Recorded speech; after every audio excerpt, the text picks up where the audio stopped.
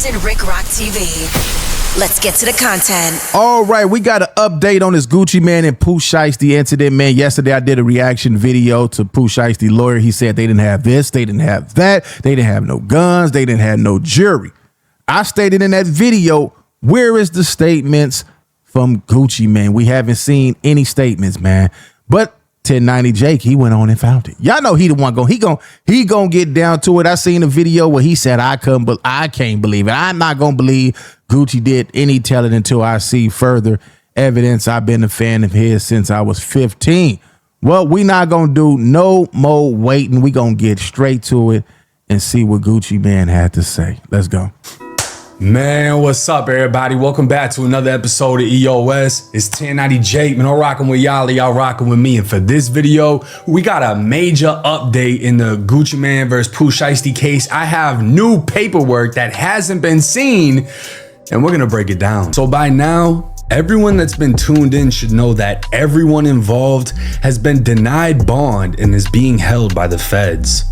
A picture of Big 30 on the jail yacht has already hit the internet, and Pooh Shiesty has hired a powerhouse of a legal team. There is no contract, this mystery contract. They have no contract. They have no video of this alleged signing of a contract. They have no guns. They have no jewelry.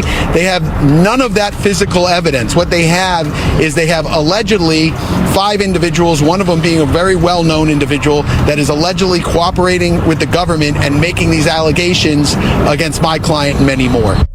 Now, clearly his lawyer is sending shots at none other than the infamous Gooch, and I have new paperwork with some details y'all are gonna wanna see. But first and foremost, there are people out there spreading a narrative that Gucci said nothing. He was with an off-duty cop who was his security, and that's who snitched. Well, y'all can't forget about the podcasters, the bloggers. The bloggers had a lot to say. They knew everything. I guess they the ones who talked about the guns, because we still haven't seen nobody on here, no lawyers, no nothing, no evidence showing that it was guns drawn, not one video. So yeah, I think the vloggers put a little twist on it, put a little, they had to re-rock it. Let's get back to this. No, bitch. This is coming from one of the biggest Gucci fans since I was 15. Gucci snitched. According to the federal paperwork, he had 2 security officers, one of which stayed in the lobby of the building, the other staying in the vehicle, and neither of the 2 ever entering the recording studio.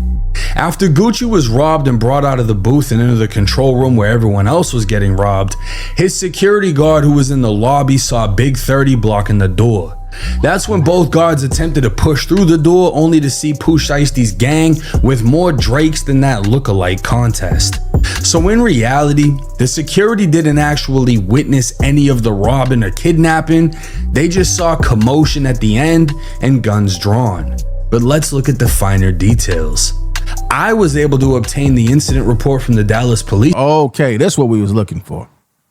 This is what we was looking for. Let's see what they saying up in here. This going to determine if Gucci did some telling or not. Let's see. Department, which states they responded to a robbery in which suspect Pooh Shiesty had the complainant at gunpoint and took the complainant's property.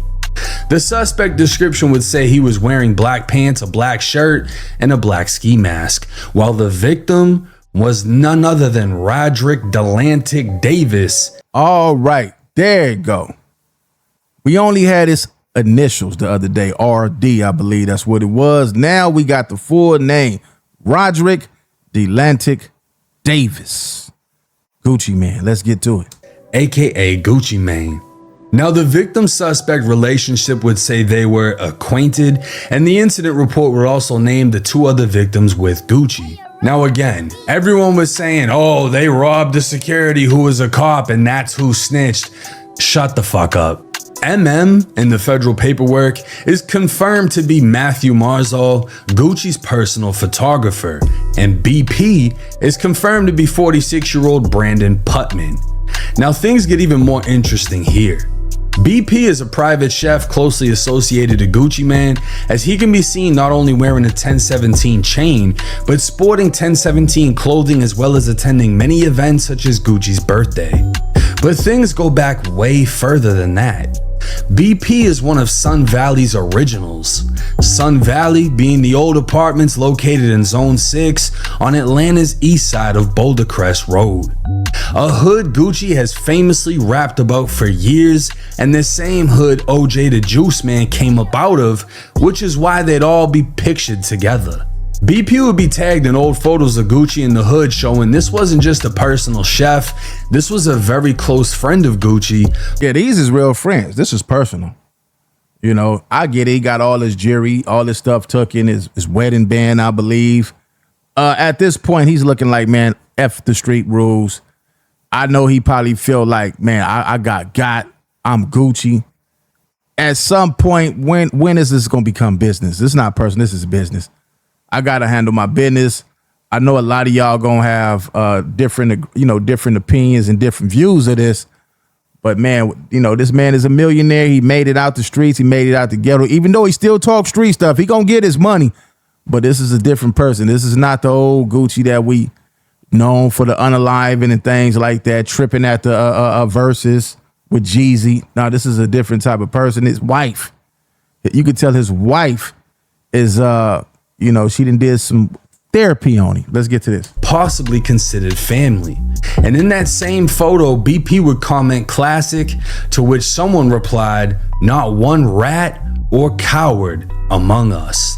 Well, BP would also make the news back in 2010 after Clayton County and Fulton County authorities seized over 300 pounds of marijuana valued at $1.7 million, while seizing almost $200,000 in cash, multiple vehicles, and a gun. So BP wasn't just anybody, he was a real nigga, man, but you know. But inside of that music recording studio, he'd get his chain snatched, his pockets ran, and BP would identify not one, not two, but 4 of the suspects by name and Instagram handle. Now this is the problem. BP, you're a street dude, you're selling pounds. 300 pounds, you in the street, heavy in the street. Doing street stuff, illegal activity. When street stuff happened to you, look what you do. Now let's talk about Gucci. The incident report would state the responding officer met with complainant 1, Roderick Davis, and the 2 other victims who stated they were robbed at gunpoint by 6 or 7 unknown suspects wearing black attire. So this is stating Gucci was one of 3 suspects who told police he was robbed. Well, so far, I just seen his name on a piece of paper. Like everything else is blacked out. Yeah, we need to see more before this video ends. Now, the actual statements have been redacted under Texas law, but police were told exactly what was taken by who. Gucci told officers he was robbed of $3,600 in cash.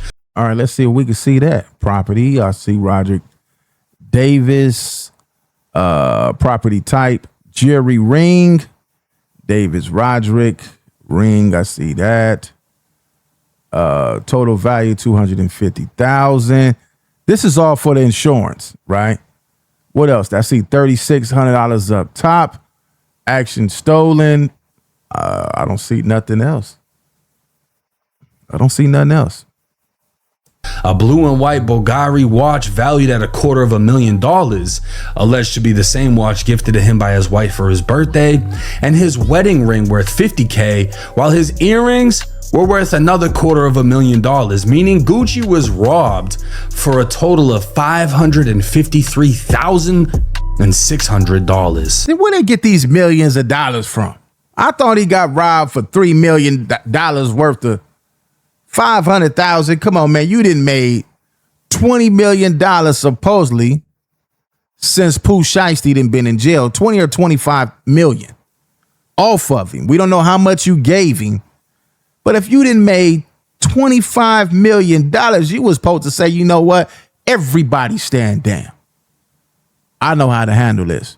What was taken from you? What was taken from you? I'll holler at y'all in a few days, man. BP got for his 1017 pendant worth $20K, and the cameraman got hit for his Rollies and Louis worth around $96,000 total. So in all, Shiesty is made off with over $600,000 worth of shit. Now, how would the police know exactly what was taken from Gucci? Because he told them. Y'all really think Gucci security was in a whole nother area of the building that didn't see shit, and he's gonna know exactly what got taken from Gucci and the exact value? Or do y'all think Gucci was standing there whispering to his security, telling him what to tell the police so he wouldn't be considered a rat? All in all, it's looking bad for everyone in this situation. Gucci told Pooh Shiesty them face. All that is speculation. Nobody was there. We don't know what he told his security. We don't know what he told his cameraman. Nobody came out and said that he said anything. So far, I just see paperwork of his property, you know, everything that was stolen from all of them.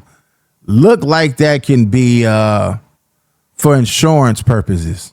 In life, and crazily enough, none of the evidence has been recovered. No guns, no jewelry, nothing. On top of that, apparently nothing has been found on video. So this whole case is built on statements, meaning Gucci and his team will have to see this through and fully cooperate to get justice. They're not going to do that. They just did the statements that they did, like I said, for the insurance claim. He's not coming to court on this guy. Now, again, this paperwork is aligning with the federal paperwork saying Gucci cooperated, and it's destroying the false narrative that people put out there of Gucci didn't say nothing. His off-duty security officer, police, whatever, is the one that said everything. I mean, it's complete bullshit. And the funny thing is, the people saying it, Gucci don't even know y'all. Y'all are just saying it because y'all can't believe it, because y'all don't want to accept it, because y'all been listening to Gucci. At the end of the day, it don't matter. It really don't matter, man. The niggas wasn't there and did, look, they all did crime. The nigga wasn't there, robbed him, he told on their ass. The guy that for his insurance claim. If they wouldn't have came in there and jacked him, he wouldn't have said nothing. So who do y'all blame after this, man? From a gangster point of view, we already know the answer to that. But a civilian point of view, they gonna say he did what he's supposed to do. So at the end of the day, man, it's just content at this point. Everybody gonna eat off of it. And I don't think Gucci, man, I don't think this gonna affect him at all. He's not going to get on the stand. He's not doing that. For so goddamn long, it just hurts y'all's hearts. But the paperwork is the paperwork. Gucci identified Pooh Shiesty, told the police everything Pooh Shiesty was wearing, told the police everything that was taken off of him, and the value of what was taken. He did that for insurance claim. At this point, we're going to have to just see. All right, man, this is 1090 Jake, end of sentence. Y'all can go over there and watch the rest of this. He got a lot of content like this. Leave y'all thoughts in the comment section. It's Compton Rick Robert, Compton Rick Rock TV. I'll catch all of y'all on the next one. Like, comment, share, and subscribe to the channel, Compton Rick Rock TV. Also, hit that notification bell and catch every video when I drop.